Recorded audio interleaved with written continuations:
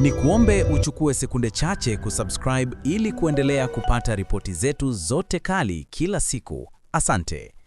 Bunge la Jamhuri ya Muungano wa Tanzania leo limeingia kwenye mjadala mzito kufuatia kauli ya mbunge wa Biharamulo Magharibi CCM, Mhandisi Ezra Chiwelesa, aliyedai kuwa vijana wote waliokamatwa kwa tuhuma za uhaini baada ya uchaguzi mkuu wa Oktoba 2025 tayari wameachiwa huru kufuatia msamaha wa Rais Dr. Samia Suluhu Hassan. Akichangia mjadala huo bungeni, Mhandisi Ezra alimpongeza Rais Samia kwa juhudi zake za kuimarisha mshikamano wa kitaifa, akirejea ahadi aliyotoa Rais bungeni ya kuwapa msamaha vijana waliokumbwa na kadhia hiyo pamoja na kuunda tume ya uchunguzi wa matukio ya uchaguzi. Siku Rais alipohutubia bunge, aliahidi kuwapa msamaha vijana wetu waliokumbwa na changamoto hii. Leo wote ni mashahidi kwamba vijana hao wako nje. Tunataka mama afanye nini zaidi ya kuonesha upendo huo mkubwa, amesema Ezra.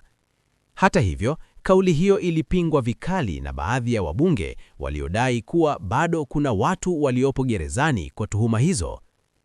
Mbunge wa Tunduru Kaskazini ACT Wazalendo Ado Shaibu aliomba mwongozo wa spika akitaka kumbukumbu za bunge Hansard zirekebishwe, akisisitiza kuwa si kweli kwamba watu wote waliokamatwa wameachiwa huru.